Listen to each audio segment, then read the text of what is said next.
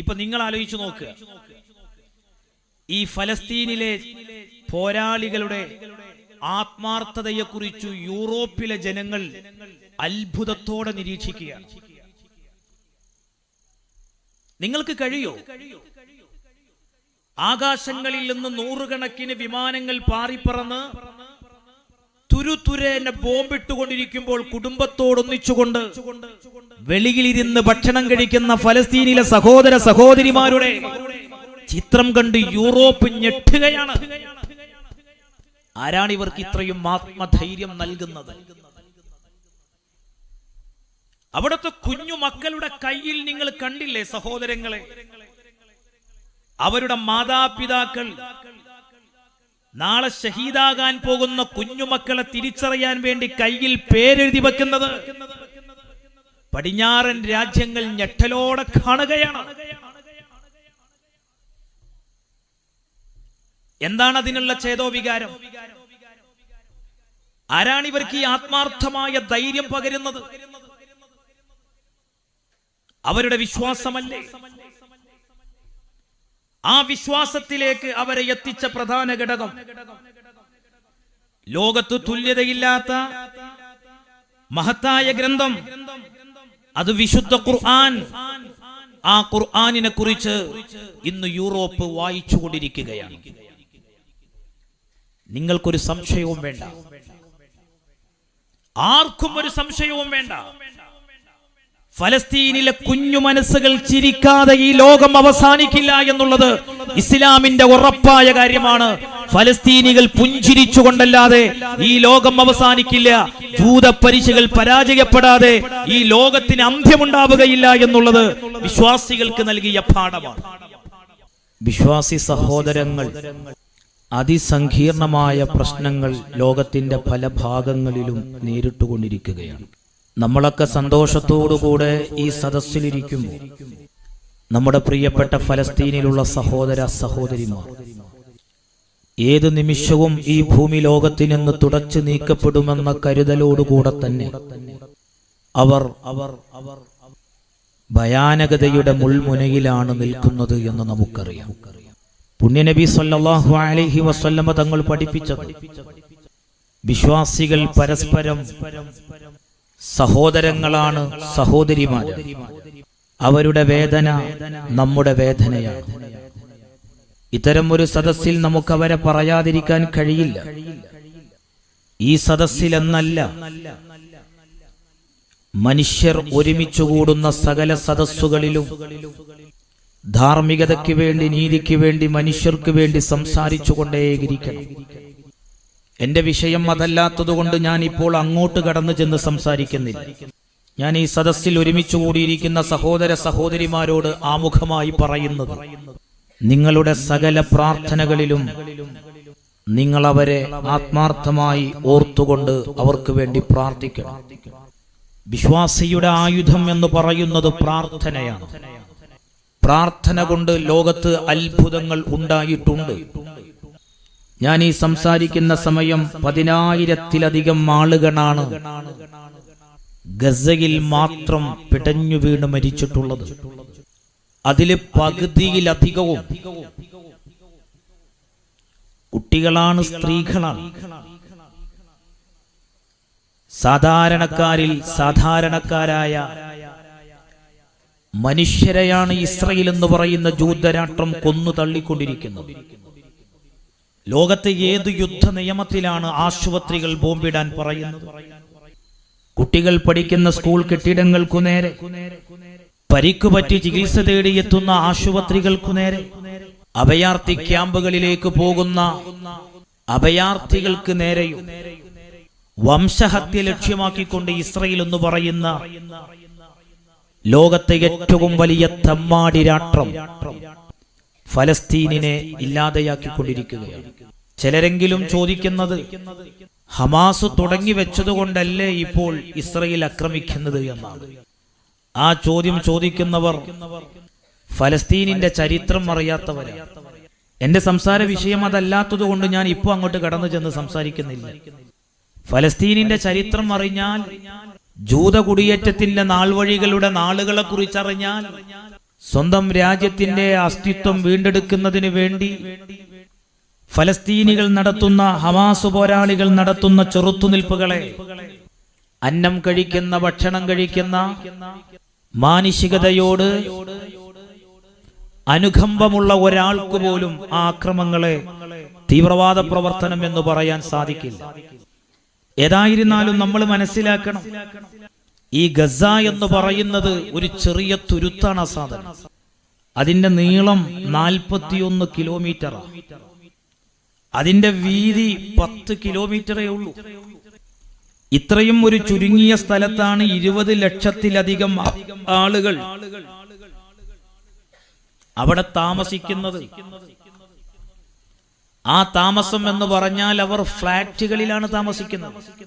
എത്ര ഒരു ഇടുങ്ങിയ കുടുസായ രീതിയിലുള്ള ജീവിത രീതിയാണ് അവർക്കുള്ളത്. അങ്ങനെയുള്ള ഗസയിലെ ജനങ്ങളോടാണ് ഇസ്രയേൽ പറയുന്നത് 24 മണിക്കൂറിനകം വടക്കൻ ഗസയിലുള്ള ആളുകൾ തെക്കൻ ഗസയിലേക്ക് പോകണം എന്ന് വെച്ചാൽ ഈ വടക്കൻ ഗസയിൽ 20 ലക്ഷം ആളുകൾ ഒതുങ്ങിക്കഴിഞ്ഞോളണം. 24 മണിക്കൂർ കൊണ്ട് ഈ പലായനം സാധ്യമാണോ? വളരെ അധികം വേദനാജനകമായ വാർത്തകളാണ്, ചിത്രങ്ങളാണ് നമുക്ക് അവിടുന്ന് ലഭ്യമാകുന്നത്. ഞാൻ എന്തിനാ ഇതുപോലെയുള്ള ഒരു സദസ്സിൽ ഫലസ്തീനികളെ കുറിച്ചു പറഞ്ഞെന്റെ സംസാരം തുടങ്ങിയത് എന്ന് ചോദിച്ചാൽ, നമുക്ക് അങ്ങനെയെങ്കിലും അവരോട് നയിക്കപ്പെടണ്ടേ? ഈ കായംകുളത്തുകാരായ നമുക്ക് ഫലസ്തീനികൾക്ക് വേണ്ടി എന്ത് ചെയ്യാൻ കഴിയും? മനമുരുകി ഇൻഷാ അല്ലാഹ് ഈ സദസ്സിന്റെ സമാപനത്തിൽ നിങ്ങൾ ആമീൻ പറയുന്ന രീതിയിൽ നമുക്ക് കൂട്ടു പ്രാർത്ഥന നടത്തണം. അങ്ങനെയെങ്കിലും നമുക്ക് ഐക്യപ്പെടാൻ കഴിയണം. ഞാൻ എന്റെ സഹോദരങ്ങളോട് പറയട്ടെ, എന്തുകൊണ്ടാണ് മുസ്ലിമീങ്ങൾ പീഡിപ്പിക്കപ്പെട്ടുകൊണ്ടിരിക്കുന്നത്? എന്തുകൊണ്ടാണ് മുസ്ലിമീങ്ങൾ പ്രതിസന്ധി നേരിട്ടുകൊണ്ടിരിക്കുന്നത്? എന്തുകൊണ്ടാണ് മുസ്ലിമീങ്ങൾ പരീക്ഷണങ്ങൾ നേരിട്ടുകൊണ്ടിരിക്കുന്നത്? ലോകത്തിന്റെ സൃഷ്ടാവ് അല്ലാഹുവല്ലേ? ലോകം അടക്കി ഭരിക്കുന്നവനും നിയന്ത്രിക്കുന്നവനും ഉടയ തമ്പുരാനായ അല്ലാഹുവാണ്. അല്ലാഹുവിന്റെ നിയന്ത്രണത്തിലാണ് ഈ ലോകം മുഴുവനുമുള്ളത്. ലോകത്തിലുള്ള സകല മനുഷ്യരുമുള്ളത്, സകല ഭരണാധികാരികളുമുള്ളത്. എന്നിട്ടും എന്തേ? അങ്ങനെയൊക്കെ ചിന്തിക്കുന്ന ആളുകളാണ് ഇപ്പോഴുള്ളത്. എന്തുകൊണ്ടാണ് ഫലസ്തീനികളെ അള്ളാഹു സഹായിക്കാൻ ഇറങ്ങാത്തത് എന്ന് ചിന്തിക്കുന്നവരുണ്ടാകാം. അത്തരം ആശയങ്ങൾ ജനങ്ങൾക്ക് ഇട്ടുകൊടുത്തുകൊണ്ട് ദൈവനിഷേധത്തിലേക്കും മതനിരാസത്തിലേക്കും ലിബറലിസത്തിലേക്കുമൊക്കെ ആളുകളെ കൊണ്ടുപോകുന്ന രീതിയിലുള്ള പ്രവർത്തനങ്ങൾക്ക് നേതൃത്വം നൽകുന്നവർ, പ്രത്യേകിച്ച് നിങ്ങളുടെയൊക്കെ ഈ തെക്കൻ ജില്ലകളിൽ തിരുവനന്തപുരം, എറണാകുളമൊക്കെ കേന്ദ്രീകരിച്ചുകൊണ്ട് നാസ്തികതയുടെ കോൺഫറൻസുകൾ നടത്തുന്നവരുണ്ട്. അവരൊക്കെ ചരിത്രം പഠിക്കണം. വിശ്വാസികളെ സംബന്ധിച്ചിടത്തോളം വിശ്വാസികൾ പരീക്ഷണങ്ങൾ നേരിടും. ഇത് പുണ്യ നബി സല്ലല്ലാഹു അലൈഹി വസല്ലം നമ്മളെ പഠിപ്പിച്ചതല്ലേ? വിശ്വാസികളെ സംബന്ധിച്ചിടത്തോളം ഈ ഭൗതികമായ ലോക ജീവിതം എന്ന് പറയുന്നത് അവർക്ക് കാലാകാലം കഴിയാനുള്ള ജീവിതം ഇവിടെയല്ല. ഇത് നശിക്കാനുള്ള ലോകമാണ്. ആകാശങ്ങൾ പൊട്ടിപ്പിളരുന്ന ദിവസം വരാനുണ്ട്. നക്ഷത്രങ്ങൾ ഉതിർന്നു വീഴുന്ന ദിവസം വരാനുണ്ട്. പർവ്വതങ്ങൾ ധൂളികളായി പാറിപ്പറക്കുന്ന ദിവസം വരാനുണ്ട്. ഈ ലോകത്തിനൊരവസാനമുണ്ടെന്ന് ഇന്ന് നാസ പോലും സ്ഥിരീകരിക്കുന്ന പുതിയ കാലത്താണ് ഞാൻ എന്റെ സംസാരം നടത്തിക്കൊണ്ടിരിക്കുന്നത്. പലർക്കും സംശയമുണ്ടായിരുന്നു, ലോകം അവസാനിക്കുമോ? ഈ ലോകത്തിനൊരു അന്ത്യമുണ്ടോ? പരലോകമുണ്ടോ? ഖബറിലെ ജീവിതത്തിൽ എന്തെങ്കിലുമൊക്കെ സംഭവിക്കുമോ? മതപുരോഹിതന്മാർ മനുഷ്യരെ പറഞ്ഞ് പേടിപ്പിക്കുന്നതാണ് സ്വർഗവും നരകവും. വിചാരണയും ഹിസാബും ഇതെല്ലാം പുരോഹിതന്മാരുണ്ടാക്കുന്നതാണ് എന്നാണല്ലോ ചിലരുടെയൊക്കെ ആക്ഷേപം. എന്നാൽ പുതിയ കാലത്ത് പുതിയ പഠനങ്ങൾ എന്താണ് നമ്മോട് പറഞ്ഞുകൊണ്ടിരിക്കുന്നത്? എന്താ നമ്മോട് പറഞ്ഞുകൊണ്ടിരിക്കുന്നത്? പക്ഷേ ഞാൻ പറയുന്നത് ഇസ്ലാം സുന്ദരമാണ്, ഇസ്ലാമിക നിയമങ്ങളും ഇന്ന് പ്രസക്തിയുള്ളതാണ് എന്ന് ലോകത്തെ ഭരണാധികാരികൾ തിരിച്ചറിഞ്ഞു തുടങ്ങുന്ന കാലമാണ്. അറിയാമല്ലോ സഹോദരങ്ങളെ, ഈ അടുത്ത കാലത്താണ് ചൈന 30 വർഷത്തിനിടയിൽ ചൈനയിലെ സ്ത്രീ സുരക്ഷിത നിയമം അവര് പൊളിച്ചെഴുതാൻ വേണ്ടി തീരുമാനിച്ചിരിക്കുന്നു. നിങ്ങൾ വായിച്ചില്ലേ ചൈനീസ് പ്രസിഡന്റിന്റെ റിപ്പോർട്ട്? എന്താ കാരണം? ലോകത്തെ ഏറ്റവും അധികം ജനസംഖ്യയുള്ള രാജ്യമായിരുന്നു ചൈന. 2023 ചൈനയെ ഇന്ത്യ മറികടന്നു. ചൈനയിലെ മരണനിരക്കും ജനനനിരക്കും തമ്മിൽ താരതമ്യം ചെയ്യുമ്പോൾ മരണനിരക്ക് കൂടുന്നു, ജനനനിരക്ക് കുറയുന്നു. ഈ പോക്ക് പോയാൽ ചൈനയിൽ തൊഴിലെടുക്കാൻ തൊഴിലാളികളില്ലാത്ത അവസ്ഥ വരും. ഒരു രാജ്യത്തിന്റെ സമനില തെറ്റും. ഒരു രാജ്യത്തിന്റെ സാമ്പത്തിക സ്രോതസ് 8 നിലയിൽ പൊട്ടും. ഇത് തിരിച്ചറിഞ്ഞപ്പോൾ ചൈന സ്വയം ഒരു തീരുമാനത്തിലേക്ക് എത്തിയിരിക്കുകയാണ്. ഇവിടെ എന്റെ സദസ്സിൽ യുവതികളുണ്ടല്ലോ, എന്റെ സദസ്സിൽ യുവാക്കളുണ്ടല്ലോ. ഇസ്ലാം പഴഞ്ചനാണ്. പ്രത്യേകിച്ച് സ്ത്രീകളോടൊക്കെ ഇസ്ലാം കാണിച്ച നിലപാട് അത് ശരിയായില്ല. അവർക്ക് വേണ്ടത്ര സ്വാതന്ത്ര്യമല്ല. എന്തെല്ലാം ആക്ഷേപങ്ങളായിരുന്നു. എന്നാൽ ഇന്ന് എന്തേ അന്തിച്ചർച്ച വേണ്ടേ മാധ്യമങ്ങൾക്ക്? എവിടെ ഫെമിനിസ്റ്റുവാദികൾ? എന്താ ചൈന എടുത്ത തീരുമാനം? പെണ്ണുങ്ങളോട് പറയുകയാണ്, ഇനി നിങ്ങൾ വീട്ടിലിരുന്നാൽ മതി, നിങ്ങൾ കുടുംബം ശ്രദ്ധിച്ചിരുന്നാൽ മതി, നിങ്ങൾ മക്കൾക്ക് ജന്മം നൽകുക, അതിലൂടെയല്ലാതെ ഈ രാജ്യം നിലനിൽക്കാൻ കഴിയില്ല എന്ന് അന്തിമ ശാസന നൽകിയിരിക്കുകയാണ് ചൈനയിലെ പെണ്ണുങ്ങൾക്ക്. ഇതറിയണ്ടേ നമ്മൾ? ഇതറിയണ്ടേ നമ്മൾ? ചൈനയിൽ ഒരിക്കൽ ഇത്രയും ജനസംഖ്യ കുറഞ്ഞ ഒരു വർഷം ഉണ്ടായത് 1961-ലാണ്. അന്ന് കടുത്ത സാമ്പത്തിക മാന്ദ്യം മൂലം 3 കോടി ആളുകൾ പട്ടിണി കിടന്ന് മരിച്ചിട്ടുണ്ട്. അതിനുശേഷം ചൈന ചില നിലപാടുകളൊക്കെ മാറ്റിയെടുത്ത് വീണ്ടും ലോകത്തെ ഒരു വലിയ സൈനിക ശക്തിയായ ചൈന, അവിടെ ഒരാൾക്ക് 1 കുട്ടി അല്ലെങ്കിൽ 2 കുട്ടി എന്ന നയത്തിൽ നിന്നും മാറി പരമാവധി കുട്ടികളെ ഉണ്ടാക്കുന്നവർക്ക് വലിയ സമ്മാനം കൊടുക്കുന്ന അവസ്ഥയിലേക്ക് ചൈന മാറുകയാണ്. ഞാൻ ഇവിടെ വന്ന സഹോദരിമാരോട് ചോദിക്കട്ടെ, ഇസ്ലാം അല്ലാഹുവിന്റെ മതമാണ്. ആ പരിശുദ്ധമായ ഇസ്ലാമില് കാലമെത്ര പുരോഗമിച്ചാലും സഹോദരങ്ങളെ, നമ്മുടെ ബുദ്ധിക്ക് ഉൾക്കൊള്ളാൻ കഴിഞ്ഞാലും ഇല്ലെങ്കിലും ഇസ്ലാമിക നയനിലപാടുകൾ കാലത്തോട് യോജിക്കാത്ത ഒരു നിലപാടും പരിശുദ്ധമായ ഇസ്ലാം പറഞ്ഞിട്ടില്ല. ഇത് മനസ്സിലാക്കാൻ നമുക്ക് കഴിയണം. ലോകത്തെ പലരും ഇസ്ലാം വിമർശകരാ.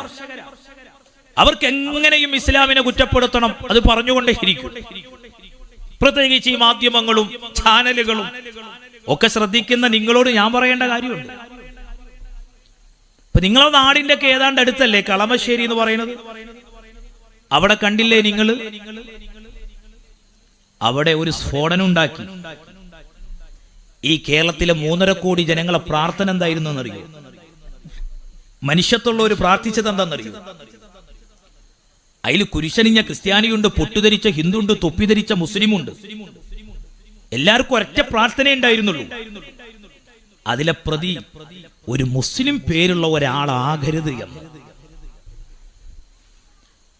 പക്ഷേ ആ പ്രതി തന്നെ ചരിത്രത്തിൽ ആദ്യമായി ഒരു സംഭവം നടത്തി ലൈവ് ഇട്ട് ഞാനാണിത് ചെയ്തത് എന്ന് മറ്റൊരു സംശയത്തിനും ഇടവരുത്താത്ത വിധം ക്ലിയറായി എന്റെ പിറകിൽ ആരുമില്ല എന്ന് കൃത്യമായി വിശദീകരിച്ചപ്പോൾ ഞാൻ ചോദിക്കട്ടെ, പരിക്ക് പറ്റി കഴിഞ്ഞിരുന്ന പലരും മരണത്തിന് കീഴടങ്ങിയപ്പോഴും എന്തേ നമ്മുടെ നാട്ടിലെ ചാനൽ ചർച്ചകളിലൊന്നും ഒരു അന്തിച്ചർച്ച വരാതിരുന്നത്? മാർട്ടിന്റെ മതം തേടി പോകണ്ടേ? അതിലേക്ക് എത്തിച്ച ഐഡിയോളജി ചർച്ച ചെയ്യണ്ടേ?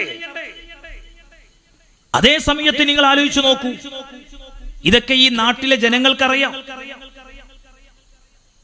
ഭീകരവാദം, തീവ്രവാദം ഒക്കെ ചെയ്യുന്ന ആളുകളുടെ മതം നോക്കി, സമുദായം നോക്കി അവരെ മാനസിക രോഗിയാക്കുക, അല്ലെങ്കിൽ മാനസിക പിരിമുറുക്കമുള്ള ആളാണെന്ന് പറയാ, അല്ലെങ്കിൽ ഭീകരവാദിയാക്കുക. ലജ്ജാകരം, ലജ്ജാകരം. അപ്പൊ ഞാൻ പറഞ്ഞു വന്നത്, ഇതൊന്നും ചർച്ചയാവൂല. അതേ സമയത്ത് ചർച്ചയുണ്ട്. മുസ്ലിം പെണ്ണുങ്ങൾക്ക് സ്വാതന്ത്ര്യമില്ല. എന്തെല്ലാം പുകിലുകൾ ഉണ്ടാക്കി ഇവിടെ, എന്തെല്ലാം ചർച്ചകൾ ഉണ്ടാക്കി. സുബ്ഹാന ജല്ല ജലാലു. ഇന്നലെയോ മിനിഞ്ഞാന്നൊരു ദിവസം കേരളത്തിലെ അറിയപ്പെട്ട ഒരു ചാനലിൽ ഞാൻ മരിച്ചിട്ടില്ല, ജീവിച്ചിരിപ്പുണ്ട് എന്ന് അറിയിക്കാൻ വേണ്ടി ഒരു പെണ്ണ് പ്രത്യക്ഷപ്പെടാറുണ്ട് മുസ്ലിമീങ്ങളുടെ പേരിൽ. ഞാൻ അത്രയേ പറയുന്നു. എന്താ മൂപ്പത്തിയേര ഫത്വ? ഉമ്മമാര് കേട്ടില്ലേ? അത് സഹോദരിമാര് അറിഞ്ഞില്ലേ? എന്താ അവര് പറഞ്ഞെന്നറിയോ? ഖുർആനിൽ ഒരു സ്ഥലത്തും തല മറക്കാൻ പറഞ്ഞിട്ടില്ല. അലിഫും ബാവും തെറ്റാതെ വായിക്കാൻ അറിയാത്തൊരു പെണ്ണപ്പ ഈ പറയുന്നത്. ഞാൻ ആ ചർച്ച കണ്ട് ഞെട്ടിപ്പോയി. എന്തൊരു കഷ്ടം! ഖുർആനിൽ തലമറക്കാൻ എവിടെയും പറഞ്ഞിട്ടില്ല. ആര് പറഞ്ഞു? ആരാണത് പറഞ്ഞത്? ഇവിടെ ധാരാളം ഉമ്മമാരുണ്ടല്ലോ. ഞാൻ എന്റെ സഹോദരിമാരോട് പറയട്ടെ, അള്ളാന്റെ ഖുർആൻ 33-ാം അധ്യായം 36-ാം വചനത്തിൽ പറയുന്നൊരു കാര്യമുണ്ട്. എല്ലാ വിശ്വാസികളും കേൾക്കേണ്ടതാണ്, വിശ്വാസിനികളും കേൾക്കേണ്ടതാണ്. ഇത് പറയുമ്പോ മതത്തിന്റെ പുറത്തുള്ള ഒരു സഹോദരൻ എന്റെ സംസാരം കേൾക്കുന്നുവെങ്കിൽ അവരെ തെറ്റിദ്ധരിക്കേണ്ട. മതം പറയേണ്ട ബാധ്യത മതപണ്ഡിതന്മാരുടെ ബാധ്യതയാണ്. അത് ലോകാവസാനം വരെ പറഞ്ഞുകൊണ്ടിരിക്കണം. ഖുർആനിലുള്ള ഒരു വചനമാണ് ഞാൻ കേൾപ്പിക്കുന്നത്. വിശ്വാസികളായ സഹോദര സഹോദരിമാരോട് ഉടയ തമ്പുരാനായ അല്ലാഹു നൽകിയ നിർദ്ദേശം എന്താണ്? വമാ കാന ലിമുഅ്മിനിൻ വലാ മുഅ്മിനത്തിൻ ഇദാ ഖളല്ലാഹു വറസൂലുഹു അംറ. എന്താ പറഞ്ഞത്? അല്ലാഹും റസൂലും ഒരു കാര്യത്തിൽ ഒരു തീരുമാനം പറഞ്ഞാൽ അൻ യകൂന ലഹുമുൽ ഖിയറതു മിൻ അംരിഹിം, അള്ളാഹുവിലും റസൂലിലും വിശ്വസിക്കുന്ന ആണാകട്ടെ പെണ്ണാകട്ടെ അവർക്ക് മറ്റൊരു നിലപാടുണ്ടാകാൻ പാടില്ല. അപ്പോഴല്ലേ മുസ്ലിമാകുന്നത്, അപ്പോഴല്ലേ നമ്മൾ യഥാർത്ഥ അനുസരണയുള്ളവരാകുന്നത്. അല്ലാഹും റസൂലും ഒരു കാര്യം നിങ്ങളോട് പറഞ്ഞാൽ ആ വിഷയത്തിൽ നിങ്ങൾക്ക് മറ്റൊരു നിലപാടുണ്ടാകരുത്. നമ്മുടെ നിലപാട് അല്ലാഹ് പറഞ്ഞ നിലപാട്, റസൂലുള്ള പറഞ്ഞ നിലപാട് സ്വല്ലല്ലാഹു അലൈഹി വസല്ലം. അതിനുശേഷം അല്ലാഹ് പറഞ്ഞു, വമൻ യഅസില്ലാഹ വറസൂലഹു ഫഖദ് ളല്ല ളലാലം മുബീനാ. അല്ലാഹും റസൂലും പറഞ്ഞതിന് എതിര് ചെയ്യാനാണ് പുറപ്പാടെങ്കിൽ അല്ലാഹ് പറയട്ടെ, ആ വഴി പിഴച്ചതാ, ആ മാർഗം മോശ, അത് നന്നല്ല. ഖുർആൻ 33-ാം അധ്യായം 36-ാം വചനത്തിൽ പറഞ്ഞത്. ഇനി എന്താണ് വിശ്വാസിനികളായ പെണ്ണുങ്ങളോട് അല്ലാഹ് വസ്ത്രധാരണയുടെ കാര്യത്തിൽ നൽകിയ നിർദ്ദേശം? അത് കേൾക്കാൻ ഫാത്തിമമാര് ഉൾക്കൊള്ളണം, സുഹറമാര് ഉൾക്കൊള്ളണം. അവർക്കാണ് മുസ്ലിമായ പെണ്ണെന്ന് പറയാ. അല്ലാഹു റസൂലും പറഞ്ഞതനുസരിച്ച് ജീവിക്കുമ്പോ ഖുർആനിൽ എന്താ അല്ലാഹ് പറയുന്നത്? അധ്യായം അഹ്സാബ് 59-ാം വചനം.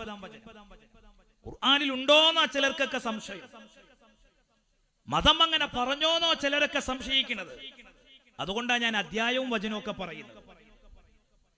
നമ്മൾ മനസ്സിലാക്കണം, നമ്മൾ പഠിക്കണം. എന്താണ് അല്ലാഹു പറയുന്നത്? യാ അയ്യുഹൻ നബിയു, അല്ലാഹു തആല നബിയെ വിളിച്ചുകൊണ്ട് പറയുന്നത്, യാ അയ്യുഹൻ നബിയു കുല്ലി അസ്വാജിക വബനാതിക വനിസാഇൽ മുഅ്മിനീൻ. അല്ലാഹുവിന്റെ റസൂലിനെ അല്ലാഹു വിളിച്ചിട്ട് പറയുന്നത്, ഓ നബിയേ, കുല്ലി അസ്വാജിക, നിങ്ങളുടെ പത്നിമാരോട് പറയണേ, വബനാതിക, നിങ്ങളെ പെൺമക്കളോട് പറയണേ, വനിസാഇൽ മുഅ്മിനീന, വിശ്വസിച്ച പെണ്ണുങ്ങളോട് പറയണം. അല്ലാഹുവിലും റസൂലിലും വിശ്വസിച്ച പെണ്ണുങ്ങളോട് പറയണം. എന്താ പറയേണ്ടത്? യുദിനീന അലൈഹിന്ന മിൻ ജലാബീബിഹിൻ, ജിൽബാബ് താഴ്ത്തിയിടാൻ വേണ്ടി പറയണം. ജലാബീബ് എന്താ അങ്ങനെ പറഞ്ഞാല്? എന്തിനാണ് ഈ ജലാബീബ് എന്ന് പറയാ? ശരീരമാകെ ചുറ്റിപ്പൊതിയുന്ന വസ്ത്രമാണ്. തലയും കഴുത്തും മാറിടവും മറയുന്ന വസ്ത്രം, അത് താഴ്ത്തിയിടണം. മുസ്ലിം പെണ്ണിന്റെ ഐഡന്റിറ്റിയാണ്. തലമറച്ച പെണ്ണ് മുസ്ലിം പെണ്ണാണെന്ന് തിരിച്ചറിയാനുള്ള ഐഡന്റിറ്റിയാണ്. അള്ളാന്റെ ഖുർആൻ പറയാണ്, നിങ്ങളെ തിരിച്ചറിയാൻ അതാണ് ഏറ്റവും നല്ലത്. പിന്നെന്തിനാ തലമറക്കുന്നത്? എന്തിനാ ശരീരം മറയുന്ന ചുറ്റിപ്പൊതിയുന്ന വസ്ത്രം ധരിക്കുന്നത്? അത് പീഡനത്തിന്റെ വസ്ത്രമായി കാണുന്നവരെ ധരിക്കുന്ന പെണ്ണിനോട് ചോദിക്കൂ, ഭർത്ത പെണ്ണിന് പീഡനമാണോ എന്ന്. അത് ധരിക്കുന്ന പെണ്ണുങ്ങളോട് ചോദിക്കൂ. ഞാൻ ചോദിക്കട്ടെ, ചിലർ ഇത് പറയുന്ന സമയത്ത് പല രീതിയിൽ വ്യാഖ്യാനിക്കുന്നവർ ഇവിടെയുണ്ട്. ലോകത്തെ ഏറ്റവും വലിയ ജനാധിപത്യ മതേതര രാഷ്ട്രമല്ലേ നമ്മുടെ ഭാരതം? എന്തു ഭക്ഷിക്കണമെന്ന് തീരുമാനിക്കാൻ ഈ രാജ്യത്തെ പൗരന് ഭരണഘടന അനുമതി നൽകുന്നില്ലേ? എന്തു വസ്ത്രം ധരിക്കണമെന്ന ഒരു തീരുമാനമെടുക്കാൻ ഇവിടുത്തെ പൗരന്മാർക്ക് ഭരണഘടന അനുമതി നൽകുന്നില്ലേ? നമ്മൾ ആരോടെങ്കിലും പറഞ്ഞോ എല്ലാ പെണ്ണുങ്ങളും തലമറച്ചോളണമെന്ന്? അത് പറയാൻ നമുക്ക് കഴിയില്ല. ഒരു മതേതര രാജ്യത്ത് അങ്ങനെ പറയാൻ സാധിക്കില്ല. പക്ഷെ ഏതെങ്കിലും ഒരു പെണ്ണ് എനിക്ക് തലമറക്കാനുള്ള അനുമതി തരണമെന്ന് പറഞ്ഞാൽ അത് പാടില്ലെന്ന് പറയാൻ ഏതു ഭരണഘടനയുടെ അനുമതിയോട് കൂടെയാണ് അതിന് തുനിയുന്നത്? ഇസ്ലാം പറയുന്നത് അതാണ്. പെണ്ണുങ്ങളെ, നിങ്ങൾ ശരീരം മറക്കണം. ഇസ്ലാം പെണ്ണിനെ പരിഗണിക്കുന്നില്ല എന്ന് പറയുന്നവരോട്, ഇസ്ലാം പെണ്ണിനെ പരിഗണിക്കുന്നില്ല എന്ന് പറയുന്നവരോട് വളരെ വിനയത്തോടെ ഞാൻ ചോദിക്കട്ടെ, ആരാണ് ഈ ആക്ഷേപം ഉന്നയിക്കുന്നത്? അവരെങ്ങനെയാണ് പെണ്ണിനെ കണ്ടിരുന്നത്?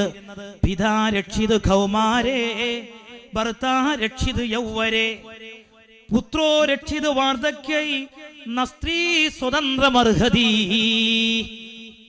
അതിന്റെ അർത്ഥം പെണ്ണ് ഒരു നിലക്കും സ്വാതന്ത്ര്യം അർഹിക്കുന്നില്ല എന്നല്ലേ ആകത്തുക? ഈ പറഞ്ഞ കക്ഷികൾ ഇസ്ലാമിലെ പെണ്ണിന് സ്വാതന്ത്ര്യമില്ല എന്ന് പറയുന്നുവെങ്കിൽ ഞാൻ എന്റെ സഹോദരിമാരോട് പറയട്ടെ, ഞാൻ എന്റെ ഉമ്മമാരോട് പറയട്ടെ, പ്രത്യേകിച്ച് എന്റെ ശബ്ദം കേട്ടുകൊണ്ടിരിക്കുന്ന ഈ സദസ്സിലുള്ള യുവതികളോട് പറയട്ടെ, നിങ്ങൾ തെറ്റിദ്ധരിക്കല്ല. ഇസ്ലാം പെണ്ണിനെ പരിഗണിക്കാത്ത മതമാണെന്ന് ധരിക്കല്ല. 6-ാം നൂറ്റാണ്ടിൽ അല്ലാഹുവിന്റെ റസൂൽ പ്രബോധനം ചെയ്യുന്ന കാലം, ആ കാലത്തെ പെണ്ണിന്റെ ചരിത്രം വായിക്കണേ. എന്റെ പ്രിയപ്പെട്ട യുവതികളായ മുസ്ലിം സഹോദരിമാരോട് ഞാൻ പറയട്ടെ, നിങ്ങൾ അല്ലാഹുവിന്റെ പരിശുദ്ധമായ ഖുർആനിലെ 16-ാം അധ്യായം 58-ാമത്തെ വചനം ഒന്ന് വായിച്ചു നോക്കൂ. അതിൽ അല്ലാഹ് പറയുന്നത് കാണാം, 6-ാം നൂറ്റാണ്ടിലെ പെണ്ണിനോട് ആ കാലത്തെ ജനത കാണിച്ചിരുന്ന സമീപനം, ആ കാലഘട്ടത്തിലെ പെണ്ണുങ്ങളോട് കാണിച്ചിരുന്ന നിലപാട് അല്ലാഹുവിന്റെ പരിശുദ്ധമായ ഖുർആനിൽ പറയുന്നുണ്ട്.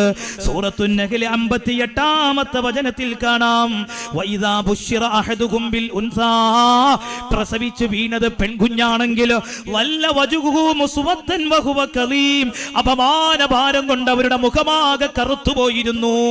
അതായിരുന്നു 6-ാം നൂറ്റാണ്ടിലെ പെണ്ണിന്റെ അവസ്ഥ. ജനിച്ചു വീണത് പെൺകുഞ്ഞാണെങ്കിൽ അപമാനം സഹിക്ക വയ്യാതെയായിട്ട് അവരുടെ മുഖത്തെ പ്രഭ നഷ്ടപ്പെടും. പുറത്തിറങ്ങാൻ മടി വരും, ആളുകളിലേക്ക് ഇറങ്ങില്ല. യതവാറാ മിനൽ ഖൗമി മിൻ സൂഇ മാ ബുശ്ശിറ ബിഹി അയുംസികുഹു അലാ ഹൂനിൻ അം യദുസ്സുഹു ഫിത്തുറാബ് അലാ സാഅ മാ യഹ്കുമൂൻ. 16-ാം അധ്യായം 59-ാം വചനം. എന്ത് ചെയ്യണം ഈ പെണ്ണിനെ? വെച്ചോണ്ടിരിക്കണോ? കുഴിയെടുത്ത് മണ്ണെടുത്ത് ആ കുഴിയിലേക്ക് തള്ളിയിട്ട് മണ്ണിട്ട് മൂടണോ? എത്രയെത്ര പെൺകുഞ്ഞുങ്ങളെ ആ ജീവനോടെ കുഴിച്ചു മൂടിയത്. സ്ത്രീ ജന്മം ശാപമാണെന്ന് കണ്ടിരുന്ന 6-ാം നൂറ്റാണ്ടിലെ അപരിഷ്കൃത സമൂഹം. നമ്മുടെ നാട്ടിലേക്ക് വരാം. മാറുമറക്കാൻ പെണ്ണിന് അവകാശം ഉണ്ടായിരുന്നോ? ഇവിടെ സ്വത്തിൽ പെണ്ണിന് അവകാശമുണ്ടായിരുന്നു. എങ്ങനെയായിരുന്നു നമ്മുടെ ഭാരതത്തിലെ സ്ത്രീകൾ ഒരു കാലത്ത് കഴിഞ്ഞിരുന്നത്? ആരാണ് അവർക്ക് ശ്വസിക്കാനുള്ള ശുദ്ധവായു നൽകിയത്? ആരാണ് ഈ നിലപാടുകൾ മാറ്റിയത്? അവിടെയാണ് പെൺകുഞ്ഞുങ്ങളെ ജീവനോടെ കുഴിച്ചു മൂടിയിരുന്ന 6-ാം നൂറ്റാണ്ടിലെ കാട്ടാള ജനവിഭാഗത്തിന്റെ മുഖത്ത് നോക്കി ലോകത്ത് സിംഹഗർജനം നടത്തിയ ഒരു സ്ത്രീ വിമോചകനുണ്ട്. ആ സ്ത്രീ വിമോചകന്റെ പേരാണ് പരിശുദ്ധ റസൂൽ മുഹമ്മദ് മുസ്തഫ സല്ലല്ലാഹു അലൈഹി വസല്ലം. അവിടുന്ന് പറഞ്ഞത് എന്താണ്? ഇമാം തിർമിദി റിപ്പോർട്ട് ചെയ്യുന്ന ഹദീസിൽ കാണാം, മൻ കാന ലഹു സലാസു ബനാതിൻ ഔ സലാസു അഖവാതിൻ ഔ ഇബ്നതാനി ഔ ഉഖ്താനി ഫഅഹ്സന സുഹ്ബതഹുന്ന വത്തഖല്ലാഹ ഫീഹിന്ന ഫലഹുൽ ജന്ന. ജീവനോടെ പെണ്ണുങ്ങളെ കുഴിച്ചു മൂടിയിരുന്ന 6-ാം നൂറ്റാണ്ടിലെ അപരിഷ്കൃത സമൂഹത്തോട് അല്ലാഹുവിന്റെ റസൂല് പറയുന്നത്, നിങ്ങൾ 2 പെൺമക്കളെ അല്ലെങ്കിൽ 3 പെൺമക്കളെ സഹോദരിമാരെ നിങ്ങൾ വളർത്തുകയാണെങ്കിൽ, അവർക്ക് വിവാഹപ്രായമെത്തുമ്പോൾ അവരെ കെട്ടിച്ചു വിടുകയാണെങ്കിൽ, അവരെ കാര്യത്തിൽ പടച്ചതമ്പുരാനെ പേടിച്ചുകൊണ്ട് ജീവിക്കുകയാണെങ്കിൽ നിങ്ങൾക്ക് സ്വർഗമുണ്ടെന്ന് പഠിപ്പിച്ച നേതാവ്, ലോകം കണ്ട ഏറ്റവും വലിയ സ്ത്രീ വിമോചകൻ, അത് മുഹമ്മദ് മുസ്തഫ സല്ലല്ലാഹു അലൈഹി വസല്ലം. ആ നേതാവാണോ സ്ത്രീ വിരോധി? ആ നേതാവാണോ സ്ത്രീ വിരോധി? ഞാൻ ചോദിക്കട്ടെ, മാതാവിന്റെ കാൽ കീഴിലാണ് സ്വർഗമെന്ന് പഠിപ്പിച്ച ഒരു മതം എങ്ങനെയാണ് സ്ത്രീ വിരുദ്ധത അവതരിപ്പിക്കുന്നു എന്ന് പറയുന്നത്? മാതാവിന്റെ കാൽ ചുവട്ടിലാണ് സ്വർഗം. ഇന്നും നിങ്ങൾക്ക് കണക്കെടുക്കാം. നിങ്ങളുടെ ഈ തെക്കൻ ജില്ലയിൽ നിങ്ങൾ കണക്കെടുക്ക്. ഈ ആലപ്പുഴ ജില്ലയിൽ, തൊട്ടടുത്ത കൊല്ലം ജില്ലയിൽ, കോട്ടയം ജില്ലയിൽ, ഈ പരിസരത്തെ ജില്ലകൾ നിങ്ങൾ എടുക്കുക. അവിടെയുള്ള വൃദ്ധസദനങ്ങളിൽ ഒരു പക്ഷേ നിങ്ങൾക്ക് കുറഞ്ഞു കാണാൻ കഴിയുന്നത് മുസ്ലിം കമ്മ്യൂണിറ്റിയിൽപ്പെട്ടവരെ ആയിരിക്കും. തീരെയില്ല എന്നല്ല ഞാൻ പറയുന്നത്. മാതാപിതാക്കൾ ഭാരമായി കാണുന്ന മക്കൾ ഇന്നുണ്ട്. അവർ ഏറെ ഭയപ്പെടണം അല്ലാഹുവിന്റെ പരലോകത്തെ. പ്രായമാകുന്ന മാതാപിതാക്കളെ അവഗണിക്കുന്നവർ, അവർ നരകം ഭയപ്പെടണം. അവർക്ക് കൊടുക്കേണ്ട പരിഗണന എത്രത്തോളമാണ്? മുത്തുനബിയുടെ അടുത്തൊരു സ്വഹാബി വന്നില്ലേ, യുദ്ധത്തിന് പോകാനുള്ള കൊതി കൊണ്ട്, ജിഹാദിനുള്ള ആഗ്രഹം കൊണ്ട്, അവിടെ വെച്ച് രക്തസാക്ഷിയാകാനുള്ള മോഹം കൊണ്ട് പുണ്യനബി സല്ലല്ലാഹു അലൈഹി വസല്ലം ആ സ്വഹാബിയോട് ചോദിച്ച ചോദ്യം എന്താണെന്നറിയോ? എന്താ ചോദിച്ചത്? വാപ്പിയമ്മയൊക്കെ ഉണ്ടോന്ന് ചോദിച്ചു. ഉണ്ട് നബി. പ്രായവരാണോ? അതെ നബിയെ. ഓല നോക്കിയാ മതി, അവരെ പരിപാലിച്ചാ മതി, അതിനേക്കാളും വലിയ കൂലി ഇതിനില്ലട്ടോ. അതാ മുത്തുനബി സല്ലല്ലാഹു അലൈഹി വസല്ലം. ഞാൻ എൻ്റെ സഹോദരിമാരോട് പറയട്ടെ, വാട്സപ്പുകളിലൂടെ നമ്മൾ ചില ക്ലിപ്പുകൾ കാണാറുണ്ട്. പ്രായമായ അമ്മയെ, പ്രായമായ ഉമ്മയെ വെളിയിലേക്ക് തള്ളിയിട്ട് ചുടുവെള്ളം മുഖത്തൊഴിക്കുന്ന മരുമകളുടെ ചിത്രം, സ്വത്തിനു വേണ്ടി പിതാവിനെ തല്ലിക്കൊല്ലുന്ന മക്കളുടെ ചിത്രം. എത്ര വേദനാജനകമായ കാര്യമാണ്. അവിടെയാണ് നമ്മൾ മനസ്സിലാക്കേണ്ടത്. അല്ലാഹുവിന്റെ റസൂൽ പറഞ്ഞതെന്താണ്? മാതാവിന്റെ കാൽ ചുവട്ടിലാണ് സ്വർഗം.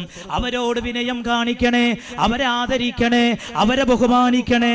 അവർക്ക് വെറുപ്പുണ്ടാകുന്ന വാക്ക് പറയരുതേ, അവരോട് ചെയ്യുന്ന വാക്ക് പോലും പറയരുതേ. അവർക്ക് ആവശ്യമായ പരിചരണം കൊടുക്കണേ എന്ന് പരിശുദ്ധ റസൂൽ മുഹമ്മദ് മുസ്തഫ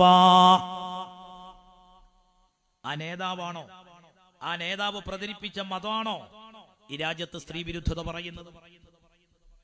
എത്രയെത്ര വചനങ്ങളുണ്ട്, ഞാൻ അങ്ങോട്ട് കടക്കുന്നില്ല. സുബ്ഹാനല്ലാഹ്, വഫാത്തിന്റെ വേളയിൽ പോലും പുണ്യനബി പറഞ്ഞത് അല്ലാഹ് അല്ലാഹ് ഫിന്നിസാ ഫിന്നിസാ. നിങ്ങൾ പെണ്ണുങ്ങളെ കാര്യത്തിൽ ശ്രദ്ധ കാണിക്കണേ.